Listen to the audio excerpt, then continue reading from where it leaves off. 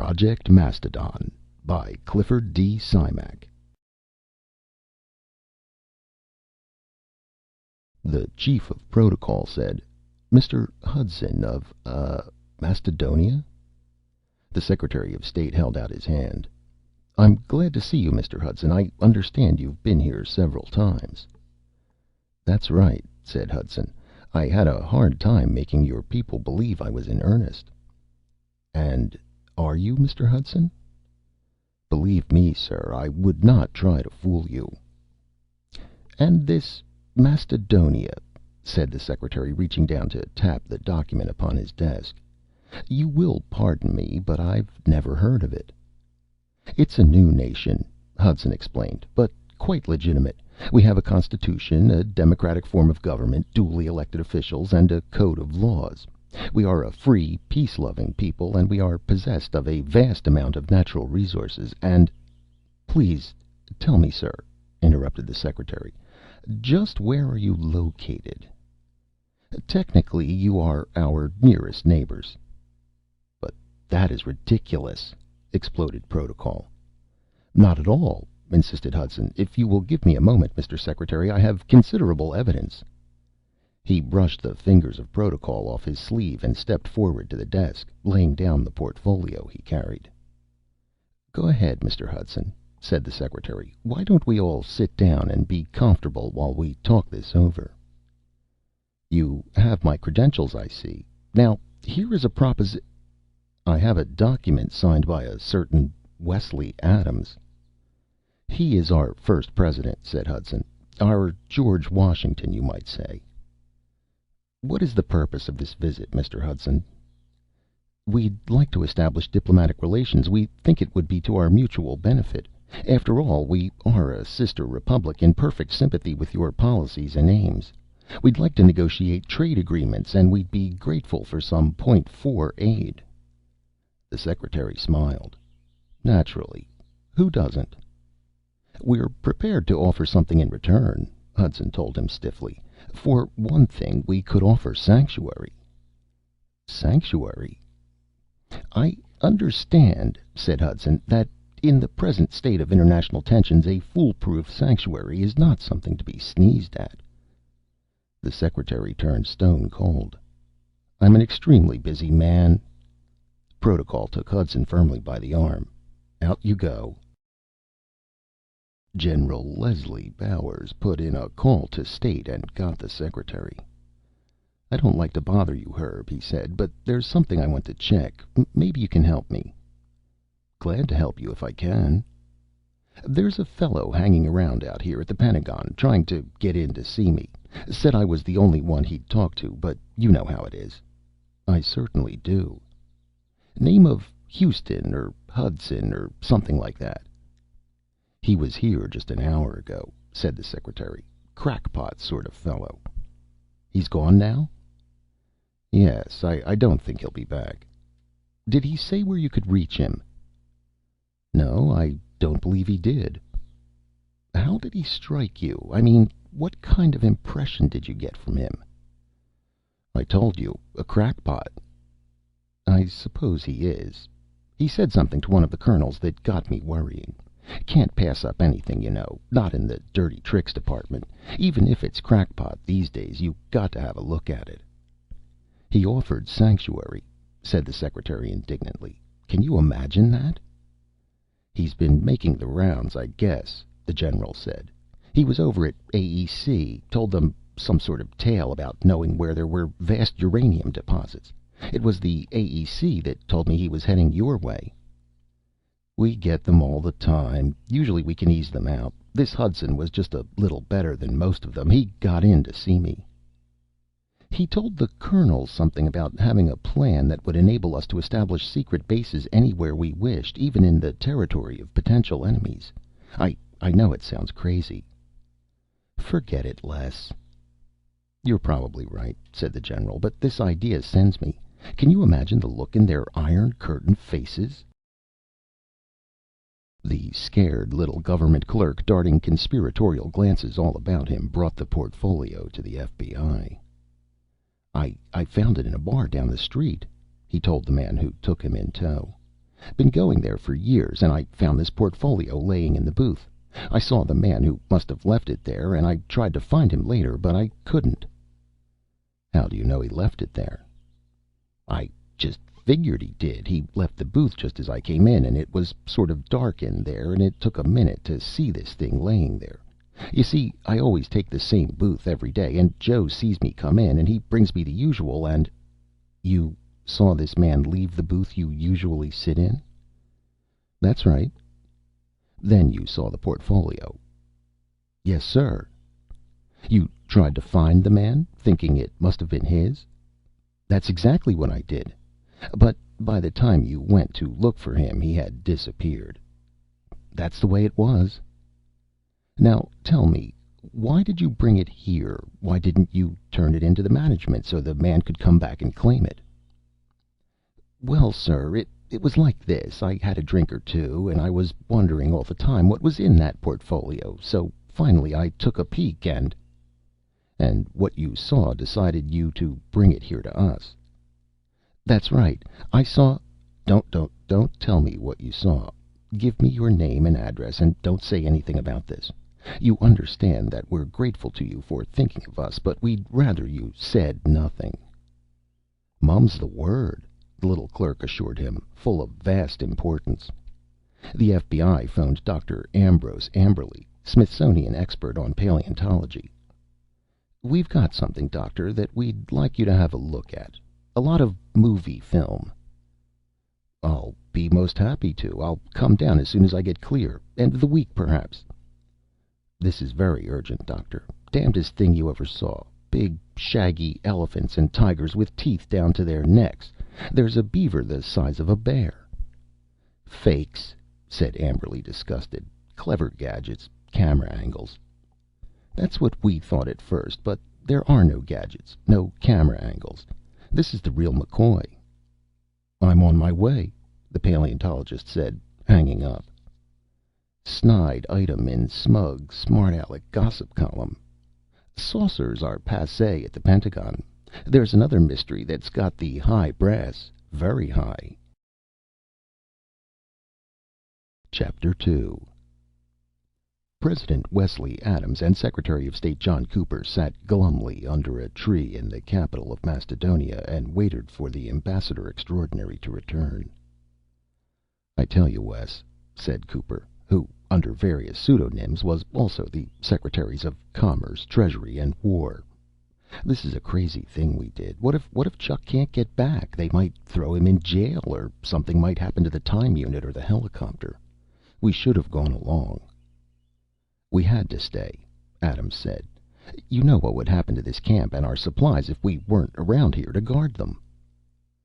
"The only thing that's given us any trouble is that old Mastadon. If he comes around again, I'm going to take a skillet and bang him in the brisket." "That isn't the only reason, either," said President Adams, "and you know it. We can't go deserting this nation now that we've created it. We have to keep possession. Just planting a flag and saying it's ours wouldn't be enough. We might be called upon for proof that we've established residence. Something like the old homestead laws, you know." "We'll establish residence sure enough," growled Secretary Cooper, "if something happens to that time unit or the helicopter." "You think they'll do it, Johnny?" "Who? Do what?" "The United States. Do you think they'll recognize us?" "Not if they know who we are." "That's what I'm afraid of." "Chuck will talk them into it. He can talk the skin right off a cat." "Sometimes I think we're going at this wrong. Sure, Chuck's got the long-range view, and I suppose it's best, but maybe what we ought to do is grab a good, fast profit and get out of here. We could take in hunting parties at 10,000 a head, or maybe we could lease it to a movie company." "We can do all that, and do it legally and with full protection," Cooper told him, "if we can get ourselves recognized as a sovereign nation. If we negotiate a mutual defense pact, no one would dare get hostile because we could squawk to Uncle Sam." "All you say is true," Adams agreed, "but there are going to be questions. It isn't just a matter of walking into Washington and getting recognition. They'll want to know about us, such as our population. What if Chuck has to tell them it's a total of 3 persons?" Cooper shook his head. He wouldn't answer that way, Wes. He'd duck the question or give them some diplomatic double talk. After all, how can we be sure? There are only three of us. We took over the whole continent, remember? You know well enough, Johnny, there are no other humans back here in North America. The farthest back any scientist will place the migration from Asia is 30,000 years. They haven't got here yet. Maybe we should have done it differently, mused Cooper. Maybe we should have included the whole world in our proclamation, not just the continent.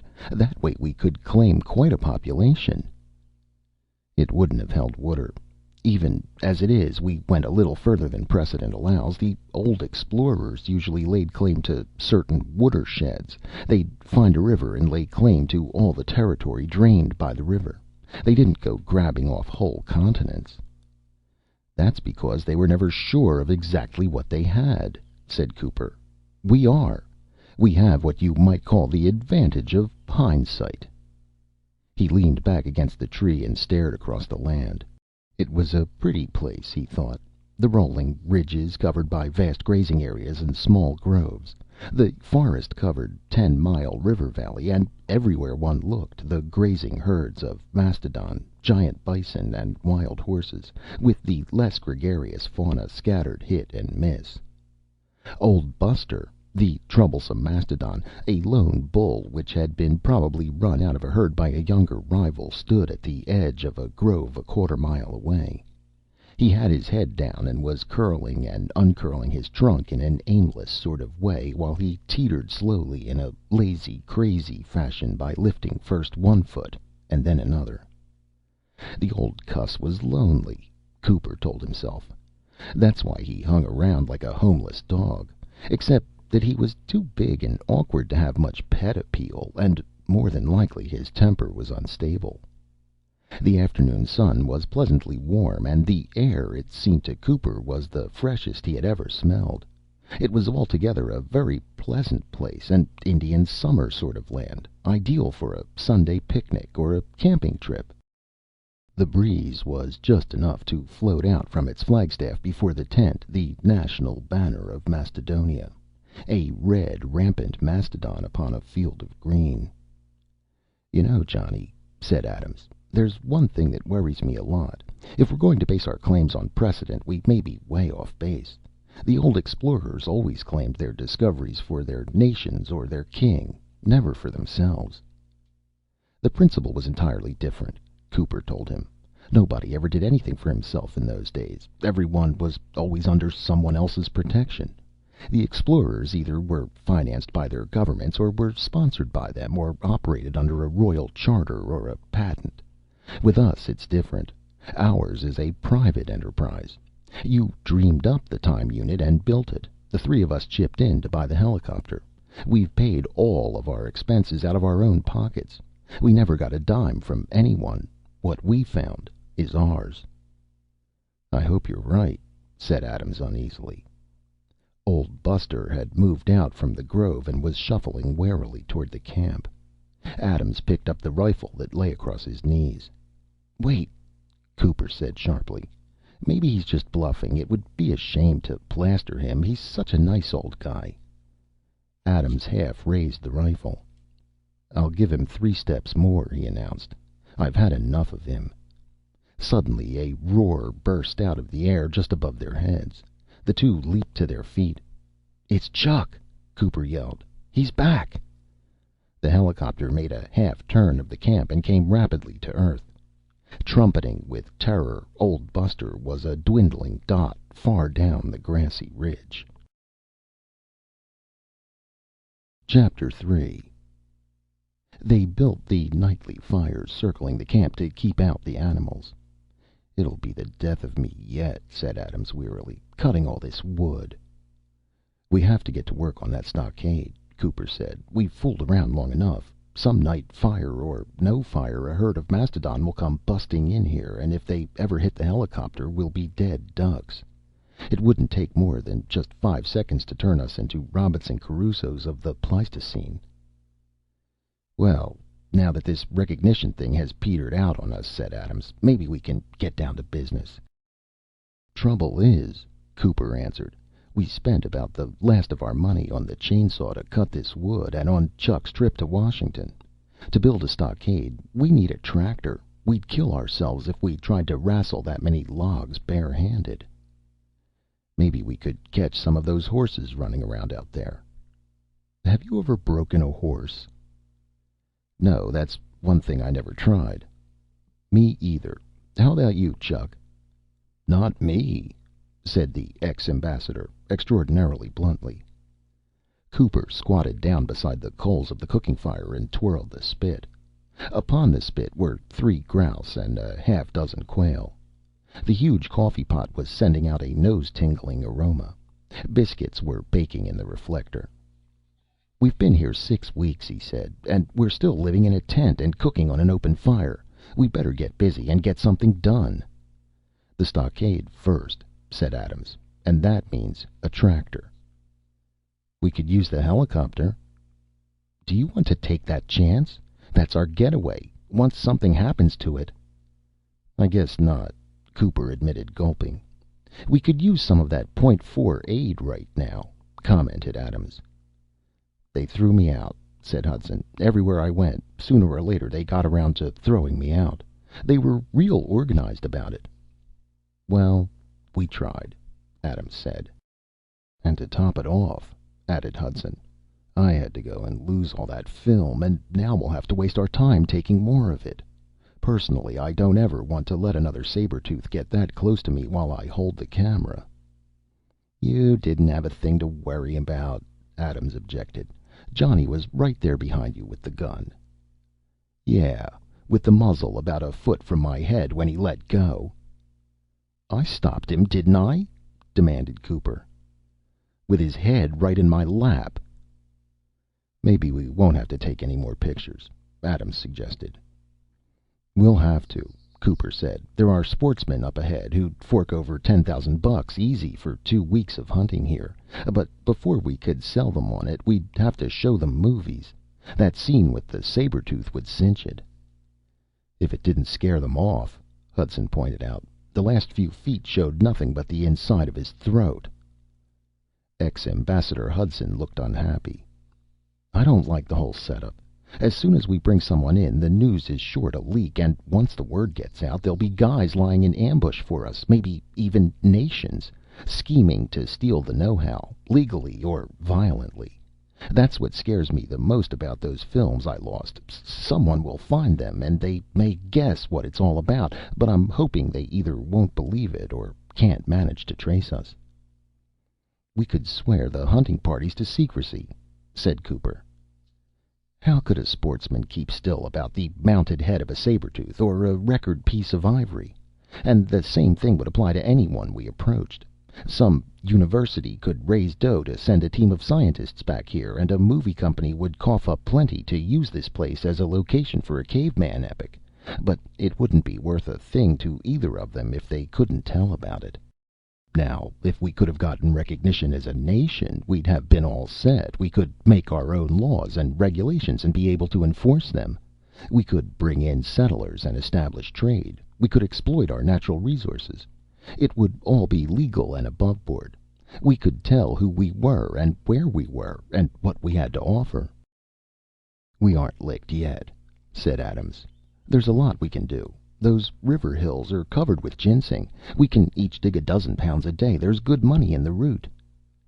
Ginseng root? Cooper said. It's peanuts. We need big money. Or we could trap, offered Adams. The place is alive with beaver. Have you taken a good look at those beaver? They're about the size of a St. Bernard. All the better. Think how much just one pelt would bring. No dealer would believe that it was a beaver. He'd think you were trying to pull a fast one on him, and there are only a few states that allow beaver to be trapped. To sell the pelts, even if you could, you'd have to take out licenses in each of those states. Those Mastadon carry a lot of ivory, said Cooper, and if we wanted to go north, we'd find mammoths that would carry even more.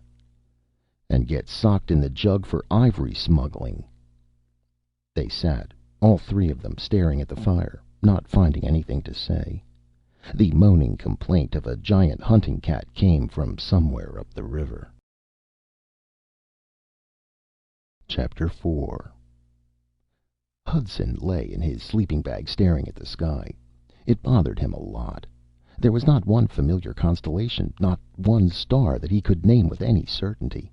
This juggling of the stars, he thought, emphasized more than anything else in this ancient land the vast gulf of years which lay between him and the Earth where he had been, or would be, born. 150,000 years, Adams had said, give or take 10,000. There was just no way to know.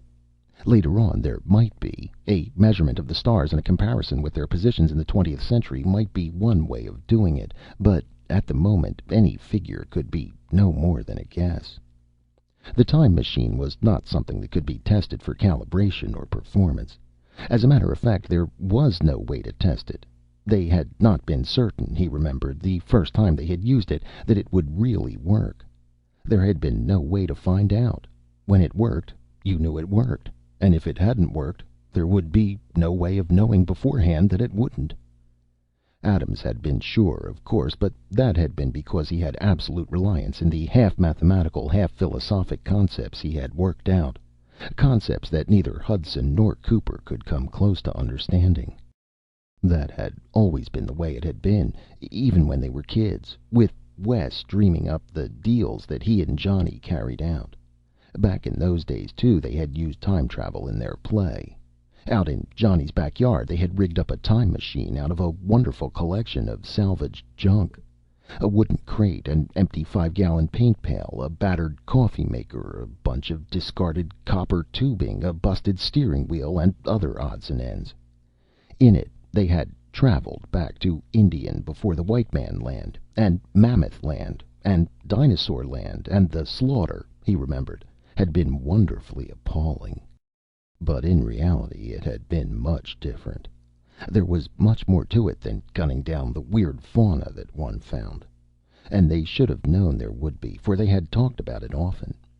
He thought of the bull session back in university, and the little, usually silent kid who sat quietly in the corner, a law school student whose last name had been Pritchard. And after sitting silently for some time, this Pritchard kid had spoken up. "If you guys ever do travel in time, you'll run up against more than you bargained for. I don't mean the climate or the terrain or the fauna, but the economics and the politics." They all jeered at him, Hudson remembered. And then they had gone on with their talk, and after a short while the talk had turned to women, as it always did. He wondered where that quiet man might be. Someday, Hudson told himself, I'll have to look him up and tell him he was right. We did it wrong, he thought. There were so many other ways we might have done it, but we'd been so sure and greedy for the triumph and the glory, and now there was no easy way to collect. On the verge of success, they could have sought out help, gone to some large industrial concern or an educational foundation, or even to the government. Like historic explorers, they could have obtained subsidization and sponsorship. Then they would have had protection, funds to do a proper job, and they need not have operated on their present shoestring, one beaten-up helicopter and one time unit. They could have had several, and at least one standing by in the 20th century as a rescue unit, should that be necessary. But that would have meant a bargain, perhaps a very hard one, and sharing with someone who had contributed nothing but the money. And there was more than money in a thing like this. There were 20 years of dreams and a great idea and the dedication to that great idea. Years of work and years of disappointment and an almost fanatical refusal to give up. Even so, thought Hudson, they had figured well enough. There had been many chances to make blunders, and they'd made relatively few. All they lacked, in the last analysis, was backing. Take the helicopter, for example. It was the one satisfactory vehicle for time traveling. You had to get up in the air to clear whatever upheavals and subsidences there had been through geologic ages. The helicopter took you up and kept you clear and gave you a chance to pick a proper landing place. Travel without it, and granting you were lucky with land surfaces, you still might materialize in the heart of some great tree, or end up in a swamp, or in the middle of a herd of startled savage beasts. A plane would have done as well, but back in this world you couldn't land a plane, or you couldn't be certain that you could. A helicopter, though, could land almost anywhere. In the time distance they had traveled, they almost certainly had been lucky, although one could not be entirely sure just how great a part of it was luck. Wes had felt that he had not been working as blindly as it sometimes might appear. He had calibrated the unit for jumps of 50,000 years. Finer calibration, he had said realistically, would have to wait for more developmental work. Using the 50,000-year calibrations, they had figured it out. One jump, conceding that the calibration was correct, would have landed them at the end of the Wisconsin glacial period. Two jumps at its beginning. The third would set them down toward the end of the Sangamon interglacial, and apparently it had, give or take 10,000 years or so. They had arrived at a time when the climate did not seem to vary greatly, either hot or cold. The flora was modern enough to give them a home-like feeling. The fauna, modern and Pleistocenic, overlapped, and the surface features were little altered from the 20th century. The rivers ran along familiar paths. The hills and bluffs looked much the same. In this corner of the earth, at least, 150,000 years had not changed things greatly. Boyhood dreams, Hudson thought, were wondrous. It was not often that three men who had daydreamed in their youth could follow it out to its end. But they had, and here they were. Johnny was on watch, and it was Hudson's turn next, and he'd better get to sleep. He closed his eyes, then opened them again for another look at the unfamiliar stars. The east, he saw, was flushed with silver light. Soon the moon would rise, which was good. A man could keep a better watch when the moon was up. He woke suddenly, snatched upright and into full awareness by the marrow-chilling clamor that slashed across the night. The very air seemed curdled by the savage racket, and for a moment he sat numbed by it. Then, slowly, it seemed, his brain took the noise and separated it into two distinct but intermingled categories: the deadly screaming of a cat and the maddened trumpeting of a mastodon. The moon was up, and the countryside was flooded by its light. Cooper, he saw, was out beyond the watchfires, standing there and watching, with his rifle ready. Adams was scrambling out of his sleeping bag, swearing softly to himself. The cooking fire had burned down to a bed of mottled coals, but the watchfires still were burning, and the helicopter parked within their circle picked up the glint of flames. "It's Buster," Adams told him angrily. "I'd know that bellowing of his anywhere. He's done nothing but parade up and down and bellow ever since we got here, and now he seems to have gone out and found himself a saber-tooth." Hudson zipped down his sleeping bag, grabbed up his rifle, and jumped to his feet, following Adams in a silent rush to where Cooper stood.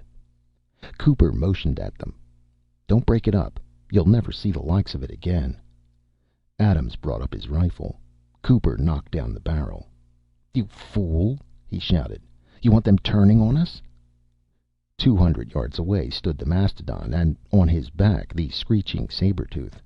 The great beast reared into the air and came down with a jolt, bucking to unseat the cat, flailing the air with his massive trunk, and as he bucked, the cat struck and struck again with his gleaming teeth, aiming for the spine.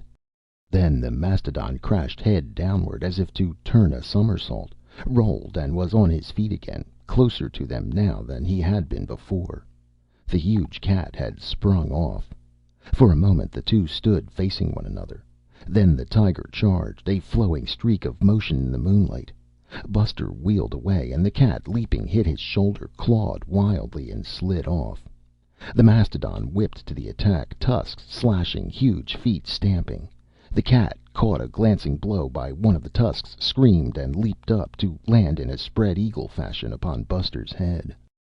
Maddened with pain and fright, blinded by the tiger's raking claws, the old mastodon ran straight toward the camp. And as he ran, he grasped the cat in his trunk and tore him from his hold, lifted him high, and threw him. "Look out!" yelled Cooper, and brought his rifle up and fired.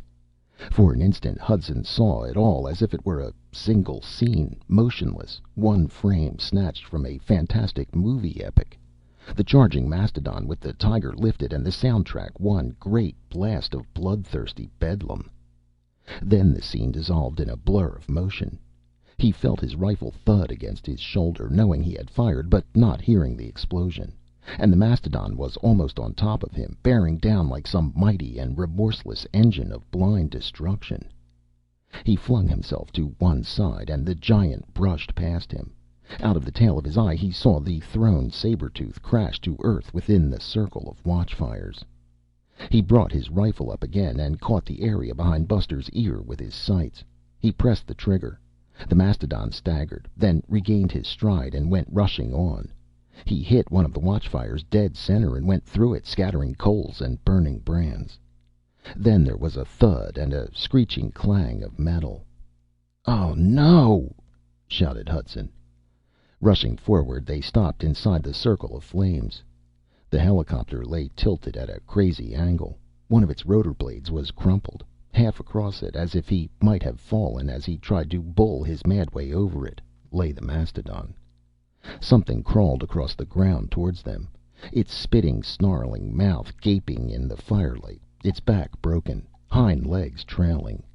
Calmly, without a word, Adams put a bullet into the head of the saber-tooth. Chapter 5. General Leslie Bowers rose from his chair and paced up and down the room. He stopped to bang the conference table with a knotted fist. "You can't do it!" he bawled at them. "You can't kill the project. I know there's something to it. We can't give it up." "But it's been 10 years, General," said the Secretary of the Army. "If they were coming back, they'd be here by now." The general stopped his pacing, stiffened. Who did that little civilian squirt think he was, talking to the military in that tone of voice? "We know how you feel about it, General," said the chairman of the Joint Chiefs of Staff. "I think we all recognize how deeply you're involved. You've blamed yourself all these years, and there is no need of it. After all, there may be nothing to it." "Sir," said the general, "I know there's something to it. I thought so at the time, even when no one else did. And what we've turned up since serves to bear me out. Let's take a look at these 3 men of ours. We knew almost nothing of them at the time, but we know them now. I've traced out their lives from the time that they were born until they disappeared, and I might add that on the chance it might be all a hoax, we've searched for them for years, and we've found no trace at all. I've talked with those who knew them, and I've studied their scholastic and military records. I've arrived at the conclusion that if any 3 men could do it, they were the ones who could. Adams was the brains, and the other 2 were the ones who carried out the things that he dreamed up. Cooper was a bulldog sort of man who could keep them going, and it would be Hudson who would figure out the angles. And they knew the angles, gentlemen. They had it all doped out. What Hudson tried here in Washington is substantial proof of that. But even back in school they were thinking of those angles. I talked some years ago to a lawyer in New York, name of Pritchard. He told me that even back in university they talked of the economic and political problems they might face if they ever cracked what they were working at. Wesley Adams was one of our brightest young scientific men. His record at the university and his war work bears that out. After the war, there were at least a dozen jobs he could have had. But he wasn't interested. And I'll tell you why he wasn't. He had something bigger. Something he wanted to work on. So he and these 2 others went off by themselves. "You think he was working on a temporal—" The Army Secretary cut in. "He was working on a time machine," roared the general. "I don't know about this temporal business. Just plain time machine is good enough for me." "Let's calm down, General," said the JCS chairman. "After all, there's no need to shout." The general nodded. "I'm sorry, sir. I get all worked up about this. I've spent the last 10 years with it. As you say, I'm trying to make up for what I failed to do 10 years ago. I should have talked to Hudson. I was busy, sure, but not that busy. It's an official state of mind that we're too busy to see anyone, and I plead guilty on that score. And now that you're talking about closing the project—" "It's costing us money," said the Army Secretary. "And we have no direct evidence," pointed out the JCS chairman. "I don't know what you want," snapped the general. "If there was any man alive who could crack time, that man was Wesley Adams.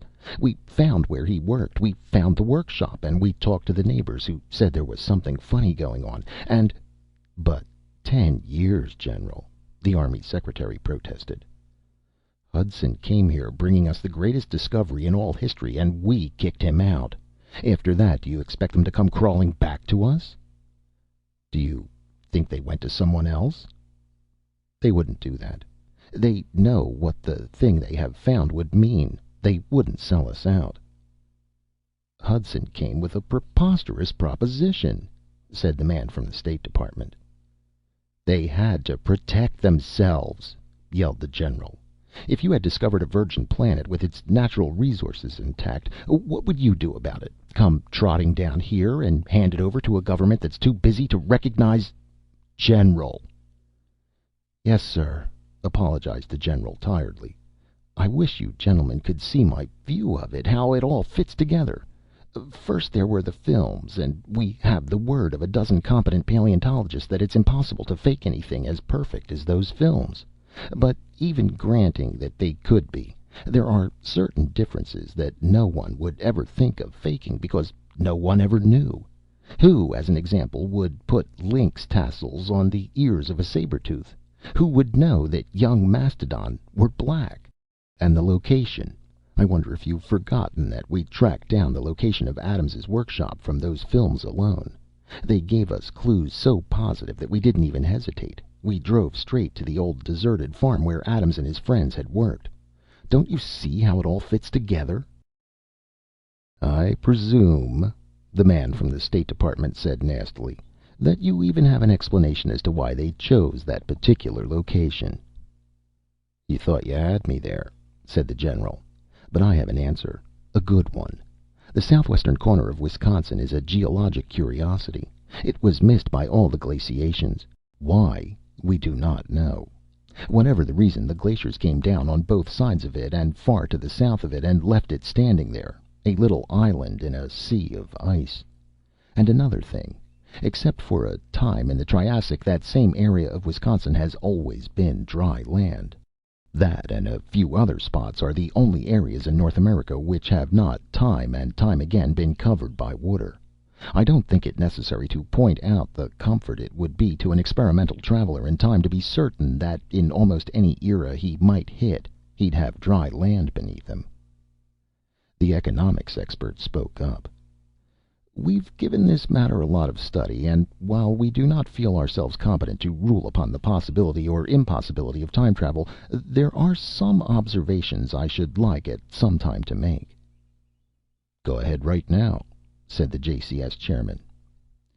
"We see one objection to the entire matter. One of the reasons, naturally, that we had some interest in it is that, if true, it would give us an entire new planet to exploit, perhaps more wisely than we've done in the past.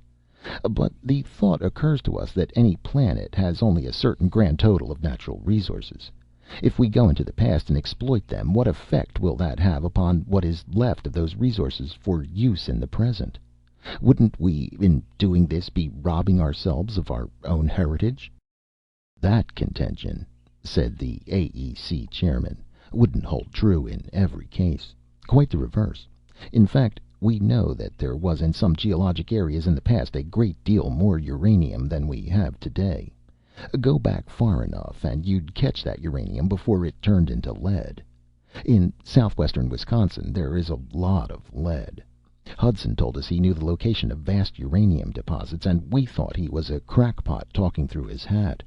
If we'd known, let's be fair about this, if we had known and believed him about going back in time, we'd have snapped him up at once and all this would not have happened." "It wouldn't hold true with forests either," said the chairman of the JCS, "or with pastures, or with crops." The economics expert was slightly flushed. "There is another thing," he said.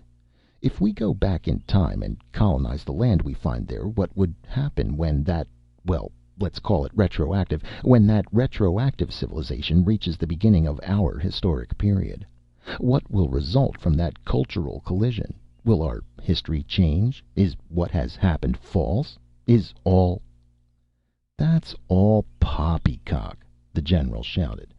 "That and this other talk about using up resources. Whatever we did in the past, or are about to do, has been done already. I've lain awake nights, mister, thinking about all these things, and there is no answer, believe me, except the one I give you. The question which faces us here is an immediate one. Do we give up all this, or do we keep on watching that Wisconsin farm, waiting for them to come back?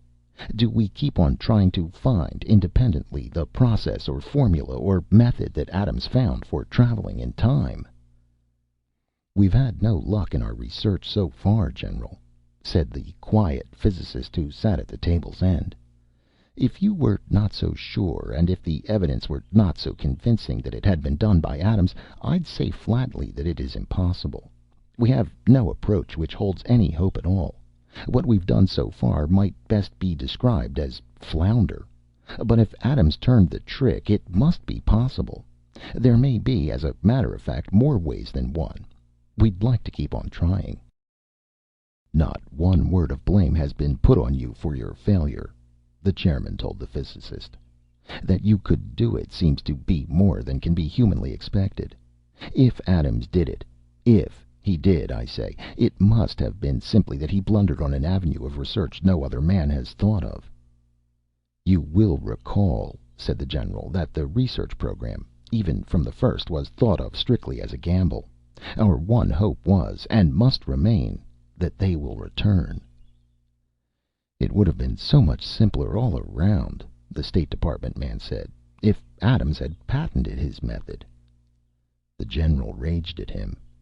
"And had it published all neat and orderly in the Patent Office records so that anyone who wanted it could look it up and have it?"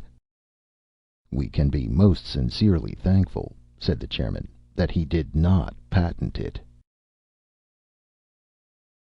Chapter 6. The helicopter would never fly again, but the time unit was intact, which didn't mean that it would work. They held a powwow at their camp. It had been, they decided, simpler to move the camp than to remove the body of old Buster. So they had shifted at dawn, leaving the old Mastadon still sprawled across the helicopter. In a day or two, they knew the great bones would be cleanly picked by the carrion birds, the lesser cats, the wolves and foxes, and the little skulkers. Getting the time unit out of the helicopter had been quite a chore, but they finally had managed it, and now Adams sat with it cradled in his lap. "The worst of it," he told them, "is that I can't test it. There's no way to know. You turn it on and it works, or it doesn't work. You can't know till you try." "That's something we can't help," Cooper replied. "The problem, seems to me, is how we're going to use it without the whirlybird." "We have to figure out some way to get up in the air," said Adams. "We don't want to take the chance of going up into the 20th century and arriving there about 6 feet underground." "Common sense says that we should be higher here than up ahead," Hudson pointed out. "These hills have stood here since Jurassic times. They probably were a good deal higher then, and have weathered down. That weathering still should be going on, so we should be higher here than in the 20th century. Not much, perhaps, but higher." "Did anyone ever notice what the altimeter read?" asked Cooper. "I don't believe I did," Adams admitted. "It wouldn't tell you anyhow," Hudson declared. "It would just give our height then and now, and we were moving, remember? And what about air pockets and relative atmosphere density and all the rest?" Cooper looked as discouraged as Hudson felt. "How does this sound?" asked Adams. "We'll build a platform 12 feet high. That certainly should be enough to clear us, and yet small enough to stay within the range of the unit's force field." "And what if we're 2 feet higher here?" Hudson pointed out. "A fall of 14 feet wouldn't kill a man unless he's plain unlucky." "It might break some bones." "So it might break some bones. You want to stay here or take a chance on a broken leg?" "All right, if you put it that way. A platform, you say? A platform out of what?" "Timber. There's lots of it. We just go out and cut some logs." "A 12-foot log is heavy, and how are we going to get that big log uphill?" "We drag it." "We try to, you mean." "Maybe we could fix up a cart," said Adams after thinking a moment. "Out of what?" Cooper asked. "Rollers, maybe. We could cut some and roll the logs up here." "That would work on level ground," Hudson said. It wouldn't work to roll a log uphill. It would get away from us. Someone might get killed." "The logs would have to be longer than 12 feet anyhow," Cooper put in. "You'd have to set them in a hole, and that takes away some footage." "Why not the tripod principle?" Hudson offered. "Fasten 3 logs at the top and raise them." "That's a gin pole, a primitive derrick. It'd still have to be longer than 12 feet. 15, 16 maybe. And how are we going to hoist 3 16-foot logs? We'd need a block and tackle." "There's another thing," said Cooper. "Part of those logs might just be beyond the effective range of the force field. Part of them would have to, mind you, move in time, and part couldn't. That would set up a stress." "Another thing about it," added Hudson, "is that we'd travel with the logs. I don't want to come out in another time with a bunch of logs flying all around me." "Cheer up," Adams told them. "Maybe the unit won't work anyhow." Chapter 7. The general sat alone in his office and held his head between his hands. "The fools," he thought. "The goddamn knuckle-headed fools. Why couldn't they see it as clearly as he did?" For 15 years now, as head of Project Mastadon, he had lived with it night and day, and he could see all the possibilities as clearly as if they had been actual fact. Not military possibilities alone, although as a military man he naturally would think of those first. The hidden bases, for example, located within the very strongholds of potential enemies. Within, yet centuries removed in time. Many centuries removed, and only seconds distant. He could see it all. The materialization of the fleets, the swift, devastating blow, then the instantaneous retreat into the fastnesses of the past. Terrific destruction, but not a ship lost, nor a man. Except that if you had the bases, you need never strike the blow. If you had the bases and let the enemy know you had them, there would never be a provocation. And on the home front, you'd have air raid shelters that would be effective. You'd evacuate your population, not in space, but time. You'd have the sure and absolute defense against any kind of bombing, fission, fusion, bacteriological, or whatever else the labs had in stock. And if the worst should come, which it never would with a setup like that, you'd have a place to which the entire nation could retreat, leaving to the enemy the empty, blasted cities and the lethally dusted countryside. Sanctuary. That had been what Hudson had offered the then Secretary of State 15 years ago. And the idiot had frozen up with the insult of it and had Hudson thrown out. And if war did not come, think of the living space and the vast new opportunities, not the least of which would be the opportunity to achieve peaceful living in a virgin world where the old hatreds would slough off and new concepts have a chance to grow. He wondered where they were, those 3 men who had gone back into time. Dead, perhaps? Run down by a mastodon? Or stalked by tigers? Or maybe done in by warlike tribesmen? No, he kept forgetting there weren't any in that era. Or trapped in time, unable to get back, condemned to exile in an alien time. Or maybe, he thought, just plain disgusted. And he couldn't blame them if they were. Or maybe, let's be fantastic about this, sneaking in colonists from someplace other than the watched Wisconsin farm, building up in actuality the nation they had claimed to be. They had to get back to the present soon, or Project Mastodon would be killed entirely. Already the research program had been halted, and if something didn't happen quickly, the watch that was kept on the Wisconsin farm would be called off. "And if they do that," said the general, "I know just what I'll do." He got up and strode around the room. "By God," he said, "I'll show 'em." Chapter 8. It had taken 10 full days of backbreaking work to build the pyramid. They'd hauled the rocks from the creek bed half a mile away and had piled them stone by rolling stone to the height of a full 12 feet. It took a lot of rocks and a lot of patience, for as the pyramid went up, the base naturally kept broadening out. But now all was finally ready. Hudson sat before the burned-out campfire and held his blistered hands before him. It should work, he thought. Better than the logs, and less dangerous. Grab a handful of sand, some trickled back between your fingers, but most stayed in your grasp. That was the principle of the Pyramid of Stones. When and if the time machine should work, most of the rocks would go along. Those that didn't go would simply trickle out and do no harm. There'd be no stress or strain to upset the working of the force field. And if the time unit didn't work? Or if it did? This was the end of the dream, thought Hudson, no matter how you looked at it. For even if they did get back to the 20th century, there would be no money, and with the film lost and no other taken to replace it, they'd have no proof they had traveled back beyond the dawn of history, back almost to the dawn of man.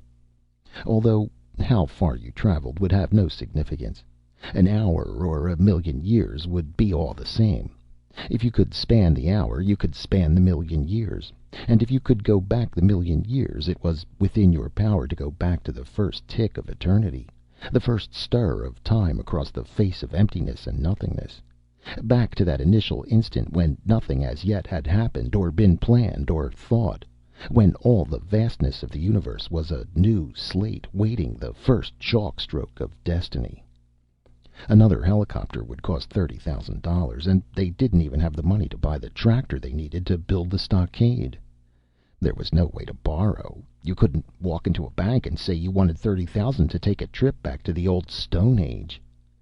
You still could go to some industry or some university or the government, and if you could persuade them you had something on the ball, why, then they might put up the cash after cutting themselves in on just about all of the profits. And naturally they'd run the show because it was their money, and all you had done was the sweating and the bleeding. "There's one thing that still bothers me," said Cooper, breaking the silence. "We spend a lot of time picking our spot so we'd miss the barn and house and all the other buildings." "Don't tell me! The windmill!" Hudson cried. "No, I'm pretty sure we're clear of that. But the way I figure, we're right astride that barbed wire fence at the south end of the orchard." "If you want, we could move the pyramid over 20 feet or so." Cooper groaned. "I'll take my chances with the fence." Adams got to his feet, the time unit tucked underneath his arm. "Come on, you guys. It's time to go." They climbed the pyramid gingerly and stood unsteadily at its top. Adams shifted the unit around, clasped it to his chest. "Stand around close," he said, "and bend your knees a little. It may be quite a drop." "Go ahead," said Cooper. "Press the button." Adams pressed the button. Nothing happened. The unit didn't work. Chapter 9.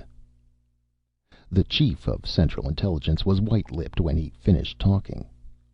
"You're sure of your information?" asked the president. "Mr. President," said the CIA chief, "I've never been more sure of anything in my entire life." The president looked at the other two who were in the room, a question in his eyes. The JCS chairman said, "It checks, sir, with everything we know." "But it's incredible," the president said. "They're afraid," said the CIA chief. "They lie awake nights. They've become convinced that we're on the verge of traveling in time. They've tried and failed, but they think we're near success. To their way of thinking, they've got to hit us now or never, because once we actually get time travel, they know their number's up." "But we dropped Project Mastadon entirely, almost 3 years ago. It's been all of 10 years since we stopped the research. It was 25 years ago that Hudson—" "That makes no difference, sir.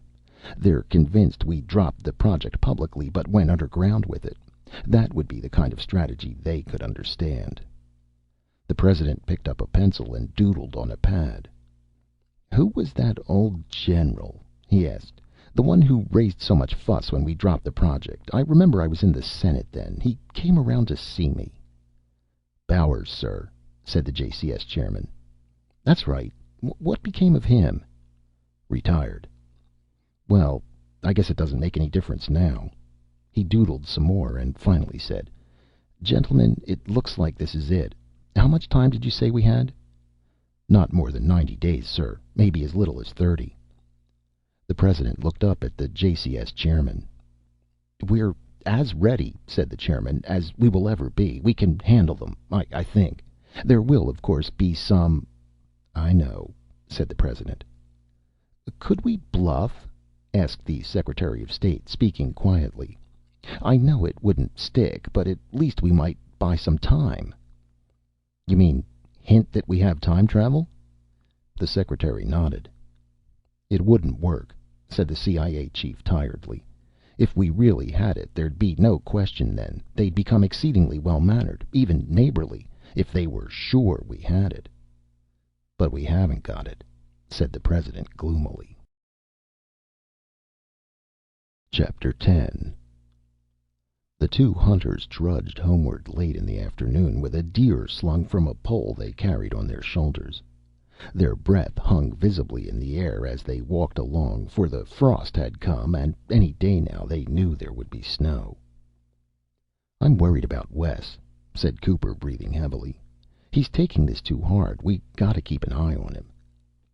"Let's take a rest," panted Hudson. They halted and lowered the deer to the ground. "He blames himself too much," said Cooper. He wiped his sweaty forehead. "There isn't any need to. All of us walked into this with our eyes wide open."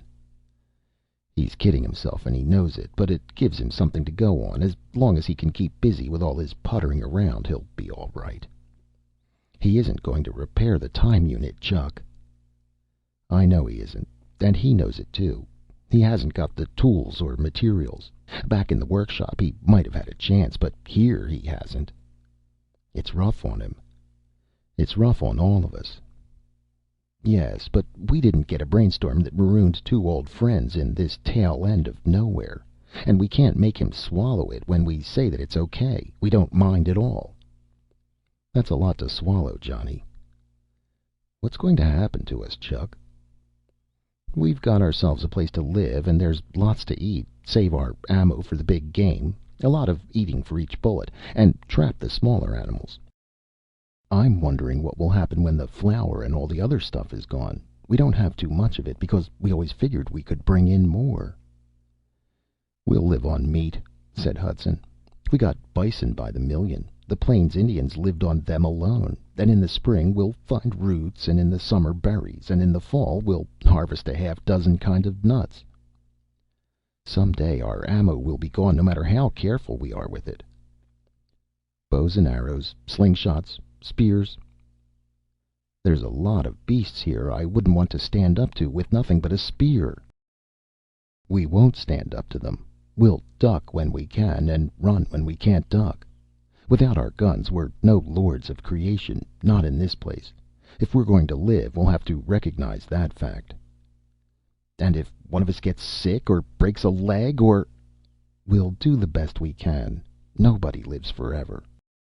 But they were talking around the thing that really bothered them, Hudson told himself. Each of them afraid to speak the thought aloud. They'd live, all right, so far as food, shelter, and clothing were concerned, and they'd live most of the time in plenty, for this was a fat and open-handed land, and a man could make an easy living. But the big problem, the one they were afraid to talk about, was their emptiness of purpose. To live, they had to find some meaning in a world without society. A man cast away on a desert isle could always live for hope, but here there was no hope. A Robinson Crusoe was separated from his fellow humans by, at the most, a few thousand miles. Here they were separated by 150,000 years. Wes Adams was the lucky one so far. Even playing his 1,000-to-1 shot, he still held tightly to a purpose, feeble as it might be. The hope that he could repair the time machine. "We don't need to watch him now," thought Hudson. "The next time we'll have to watch is when he is forced to admit that he can't fix the machine." And both Hudson and Cooper had been kept sane enough, for there had been the cabin to be built, and the winter's supply of wood to cut, and the hunting to be done. But then there would come a time when all the chores were finished, and there was nothing left to do. "You ready to go?" asked Cooper. "Sure. All rested now," said Hudson. They hoisted the pole to their shoulders and started off again. Hudson had lain awake nights thinking of it, and all the thoughts had been dead ends. One could write a natural history of the Pleistocene, complete with photographs and sketches, and it would be a pointless thing to do, because no future scientist would ever have a chance to read it. Or they might labor to build a memorial, a vast pyramid perhaps, which would carry a message forward across 1500 centuries, snatching with bare hands at a semblance of immortality. But if they did, they would be working against the sure and certain knowledge that it all would come to naught, for they knew in advance that no such pyramid existed in historic time. Or they might set out to seek contemporary man, hiking across 4,000 miles of wilderness to Bering Strait and over into Asia, and having found contemporary man cowering in his caves, they might be able to help him immeasurably along the road to his great inheritance. Except that they'd never make it, and even if they did, contemporary man undoubtedly would find some way to do them in, and might eat them in the bargain. They came out of the woods, and there was the cabin, just 100 yards away. It crouched against the hillside above the spring, with the sweep of grassland billowing beyond it to the slate-gray skyline. A trickle of smoke came up from the chimney, and they saw the door was open.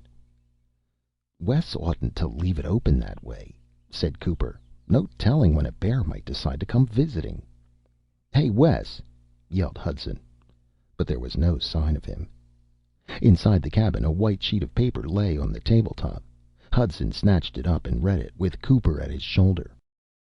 "Dear guys, I don't want to get your hopes up again and have you disappointed, but I think I may have found the trouble. I'm going to try it out. If it doesn't work, I'll come back and burn this note and never say a word. But if you find the note, you'll know it worked, and I'll be back to get you. Wes." Hudson crumpled the note in his hand. "The crazy fool!" "He's gone off his rocker," Cooper said. "He just thought—" The same thought struck them both, and they bolted for the door. At the corner of the cabin they skidded to a halt and stood there, staring at the ridge above them. The pyramid of rocks they'd built 2 months ago was gone. Chapter 11. The crash brought General Leslie Bowers, retired, up out of bed, about 2 feet out of bed, old muscles tense, white mustache bristling. Even at his age, the general was a man of action. He flipped the covers back, swung his feet out to the floor, and grabbed the shotgun leaning against the wall. Muttering, he blundered out of the bedroom, marched across the dining room, and charged into the kitchen. There, beside the door, he snapped on the switch that turned on the floodlights. He practically took the door off its hinges getting to the stoop, and he stood there, bare feet gripping the planks, nightshirt blowing in the wind, the shotgun poised and ready. "What's going on out here?" he bellowed. There was a tremendous pile of rocks resting where he'd parked his car. One crumpled fender and a drunken headlight peeped out of the rubble. A man was clambering carefully down the jumbled stones, making a detour to dodge the battered fender. The general pulled back the hammer of the gun and fought to control himself. The man reached the bottom of the pile and turned around to face him. The general saw that he was hugging something tightly to his chest. "Mister," the general told him, "your explanation better be a good one. That was a brand new car, and this was the first time I was set for a night's sleep since my tooth quit aching." The man just stood and looked at him. "Who in thunder are you?" roared the general. The man walked slowly forward. He stopped at the bottom of the stoop. "My name is Wesley Adams," he said. "I'm—" "Wesley Adams!" howled the general. "My God, man, where have you been all these years?" "Well, I don't imagine you'll believe me, but the fact is, we've been waiting for you for 25 long years. Or rather, I've been waiting for you. Those other idiots gave up. I've waited right here for you, Adams, for the last 3 years, ever since they called off the guard." Adams gulped. "I'm sorry about the car. You see, it was this way." The general, he saw, was beaming at him fondly. "I had faith in you," the general said. He waved the shotgun by way of invitation. "Come on in. I have to make a call." Adams stumbled up the stairs. "Move!" the general ordered, shivering. "On the double! You want me to catch my death of cold out here?" Inside, he fumbled for the lights and turned them on. He laid the shotgun across the kitchen table and picked up the telephone. "Give me the White House at Washington," he said. "Yes, I said the White House. The President? Naturally, he's the one I want to talk to. Yes, it's all right. He won't mind my calling him." "Sir?" said Adams tentatively. The general looked up. "What is it, Adams? Go ahead, say it."